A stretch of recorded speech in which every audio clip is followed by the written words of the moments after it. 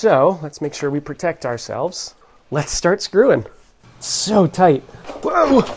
Do it from a better angle. All the chemicals you can imagine. We don't need to clean it. Woo!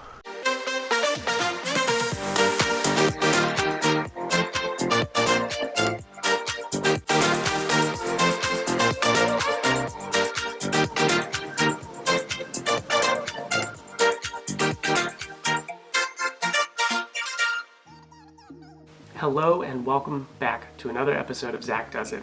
If you're new to the channel, we are in the middle of an extreme makeover of my 1991 Mazda Miata. To see how we got into this mess, you should check out some of the videos linked below in the description. If you're coming back for another round of this wild ride, it's great to see you again. We have a lot planned for this episode. We are getting back to disassembling and cleaning interior pieces. And today, we are taking the entire dash apart. I know, we're pretty crazy, right? Well, that is past Zach's problem. I just have to make sure that he doesn't look too bad, or at least make fun of him when he does. That is all I have for now. We have a lot of work ahead of us, so let's get started.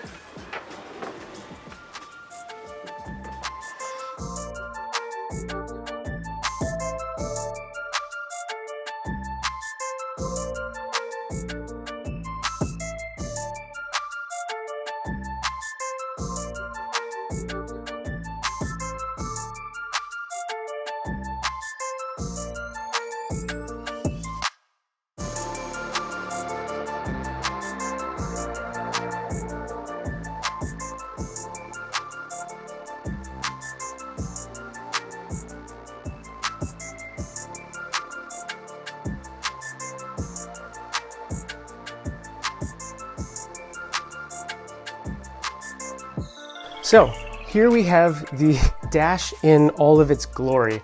I know it doesn't look like much to you. In fact, I intentionally put it this way just so I could show you how I broke this worse. Some cracks were already in here. This one in particular was there. This one in the back near where the screw hole was, that was already there. It's really just this piece that I ended up breaking. So pro tip, when you finally do remove the 9 retaining bolts that hold the dash in place, don't twist it from the bottom, twist from the top. And if possible, just try to pull it, straight out.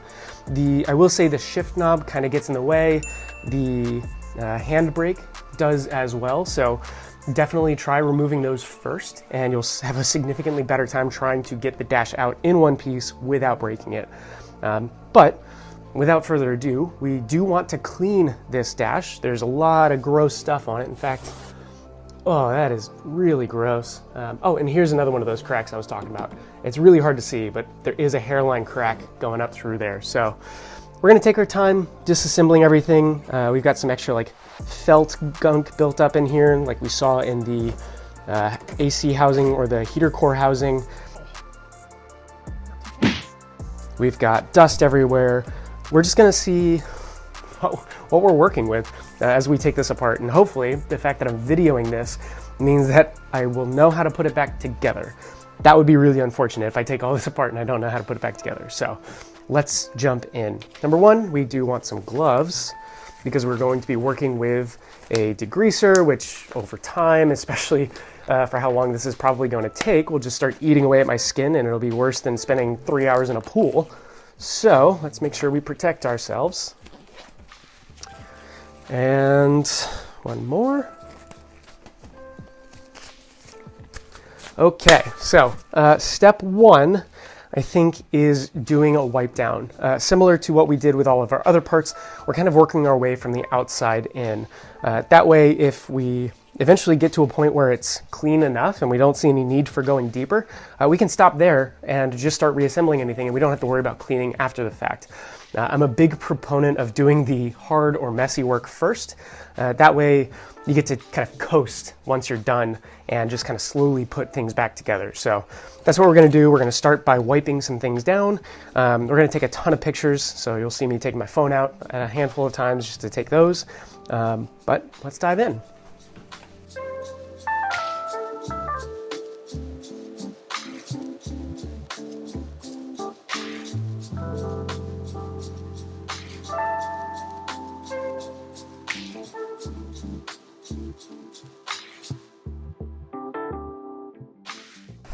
Okay, this is a pro tip in case you've never seen this or done it. There's a variety of ways to stay organized as you're taking a car apart, or really anything that has a lot of different pieces. You can even do this with your Legos if you want. But when you're taking things apart, it always helps to put them in a bag, especially small pieces like screws. And importantly, we also want to make sure that it stays with the parts. You can do this a variety of ways with tape or good organization where you just set things next to each other. But this way, I always know that these screws, even though they look like other body and trim screws that come from other parts of the car, I know that these are dedicated to the dash. And so when I'm reassembling things, if all of a sudden I've got extras, hopefully they were in a bag like this and they were labeled, and I can go, oh, I forgot to put the dash in correctly. And then I can take it all back out, hopefully not breaking it, and put the right screws in the right place. Another strategy is really just buy a ton of extras, which I'm sure I'll be doing with things like the trim fasteners. But as much as possible, I'd like to save and reuse as many of these pieces just to keep costs down. This is probably a good time to mention that with all these screws and bolts and all these other things, I've chosen to do this the manual way, but if you have a cordless or even corded drill, you certainly want to be careful because you're dealing with a lot of metal screwing into plastic, so you don't want to strip the plastic out. But certainly when you're unscrewing things, it's a little bit quicker to go in here with a power drill than it is to come in with this screwdriver. Oh, especially when some of these are so tight. A few more screws in the bag. And as I'm taking this apart, I'm noticing a lot of these screw points are in fact cracked. I heard some snapping when I unscrewed. I'm wondering if the actual process of undoing a lot of this after sitting for 30 years resulted in me actually breaking it. I will say the good news is that so far everything that's broken is all part of this same housing, the same top piece of the dash. So I'm just breaking an already broken part. It's no skin off my back. But with any luck, we should be able to disassemble this now. Oh yes, from my angle, I couldn't see these screws, and I'm sure from yours you can't either, but there's two more from the back attaching it, and I will strip that with this screwdriver. So let's get one that fits better. Okay, I've got a few different ones. Let's see if that works. Too big. Well, this might be too small. No, we were just right. I've got to just put some weight into it and hope I don't break it. But how am I going to twist this? That is a really disadvantageous place for these. Although, we'll just commit. Oh yeah, that's like 1/8 of a turn at a time just so it doesn't skip and strip. Oh, I'm hoping it gets loose soon. That's starting to strip. Okay, well, what about the other one? Yes. Nope. Well, I will be back with more screwdrivers. I wasn't kidding when I said I was going to my parents' house because my dad has more tools that'll make all of this a much easier process. I've got a good set of screwdrivers, but obviously it's not enough for disassembling this. But then again, would this be considered routine maintenance? Should I have everything I need to disassemble the dash? I don't think this is going to happen very often. Let's see, that's too big. Yes, yes. Oh, whew, that was a pain. But it finally came out, and it's not too stripped. It'll at least go back in, which is the important piece. Hopefully we won't have to disassemble the dash to this extent ever again. Okay, now with those screws removed, yes, much easier. Okay, let's see. Comes off at an angle. Or maybe this is a multi-step process. Maybe I was partially right. Maybe the side vents come apart. Oh, there it goes. I just had to pull from a different angle, but here we go. We've got more foam. This actually appears to be in a bit better condition, so we may be able to avoid replacing this. At a minimum, it's not crumbling when I touch it, so that's exciting. And we just want to pull these apart gently. Oh, yes. So that we can clean them later. Okay. Now, the next big piece appears to be everything that's attached to this metal support brace. So this is the big piece. All the wires are attached to it, like the harness itself. If I can remove this, I should have access to everything else I need on this plastic. So let's start screwing.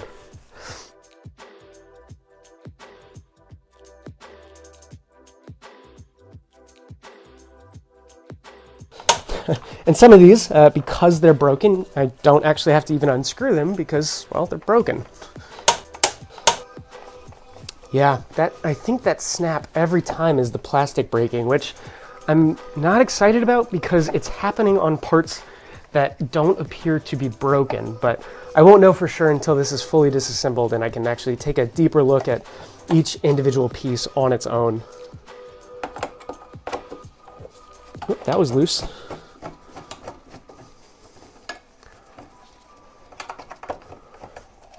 And that's loose. And let's see, how is this attached? If we unscrew this,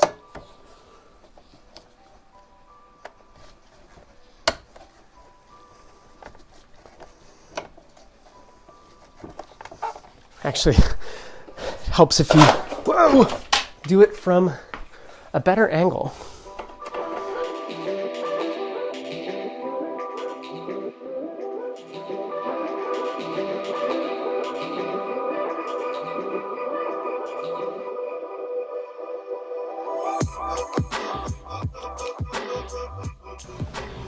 Okay, and more screws go in the bag. You can take this metal mounting plate off. It's got some superficial rust on it, so again, a lot of these metal pieces, we haven't gotten to them yet, but superficial rust isn't necessarily a big deal. If I can go ahead and paint this and further protect it against future rust, I might just spend the time to do that anyways. So keep this on the sidelines.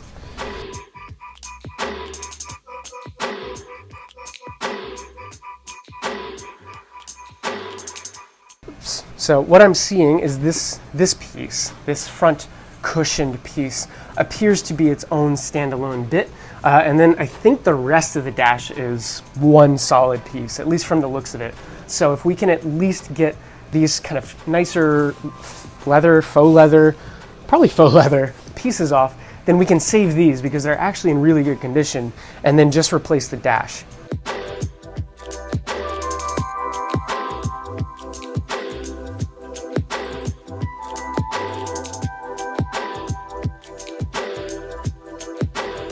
Okay, so here's a strategy that I'm going to employ.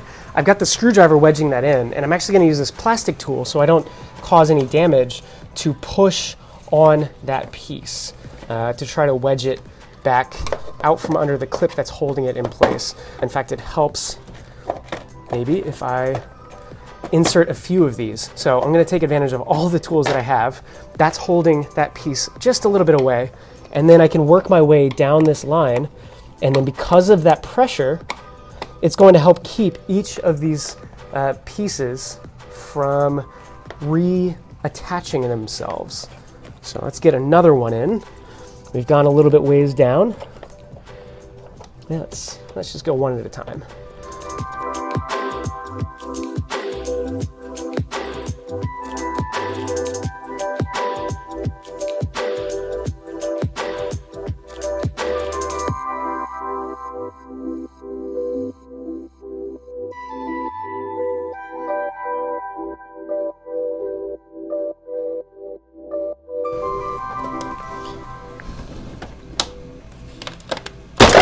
Ah, that's what was making it so difficult. Just like we had a little bit of glue on here, there's a ton of it kind of built up in here. So when they attached that, I guess they didn't trust these small little flaps to hold it in place well enough. So they certainly glued that in place. But then again, I'm sure that no one really expected you to have to disassemble the entire dash and clean it or do anything like that. So we're not going to be taking the dash out, but what that affords us is the revelation that this is one big piece of plastic.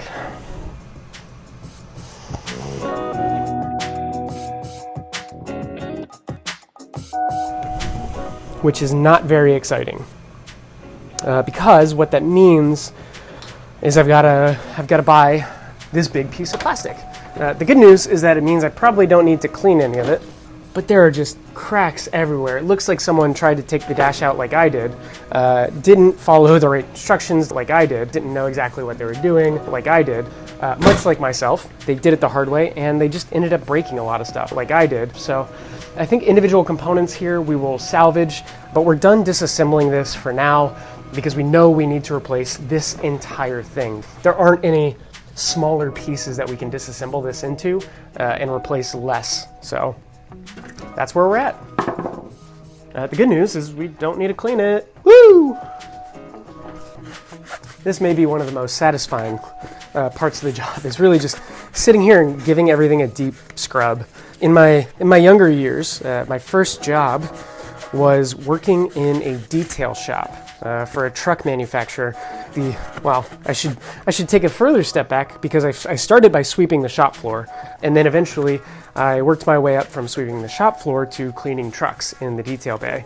So I would go in there with a steam cleaner, get all the gunk and grease and all the other grime out from the outside of the truck, and then I would go inside and spend hours and hours and hours inhaling all the chemicals you can imagine just to get these trucks spotless. And it was, aside from the really hot days when you're sweating buckets and it's just miserable out, it was a very zen thing to do. You show up, you get your cleaning supplies, and you got your brushes, you've got your rags, you've got everything you need to just kind of sit there and zone out. In fact, this is taking me right back to those days, and it is just as enjoyable now and satisfying now as it was back then to see just what impact you have when you go through and clean all of these things.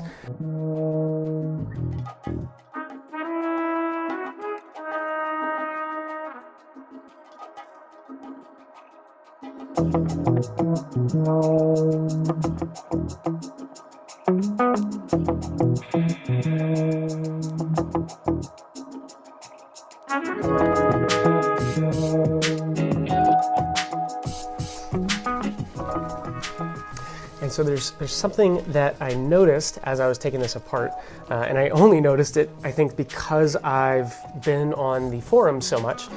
There's actually some felt inside of here. So if you have some droopy vents that don't stay up or stay where you aim them and they're always pointed down, one of the modifications that the forums recommend is coming in with some sticky felt. It's not very thick. I mean, it's paper thin, but it's just enough, and the felt material is just enough friction to make these behave like brand new, where they fit the right way, they didn't droop, they didn't slop around.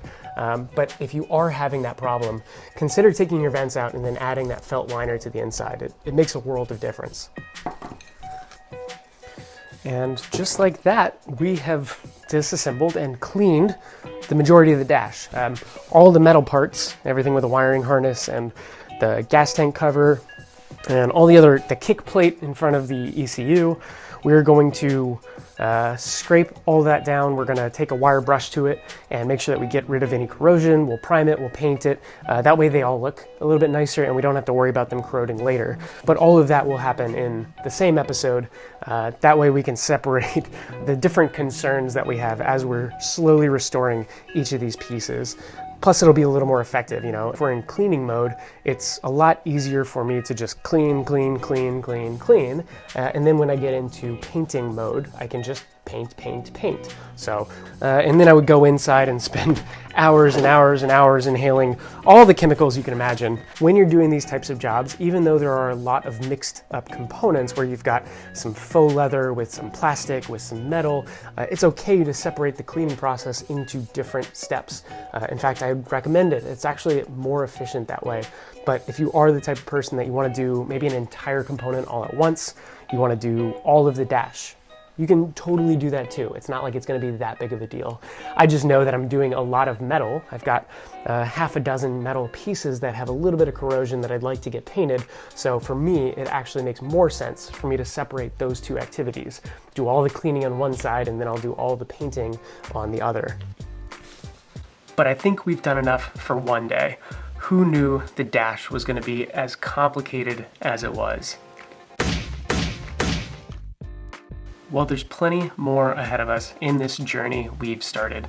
I mean, we've only gotten started with the disassembly. We still have to put everything back together and do the mechanical check that we promised in the first episode.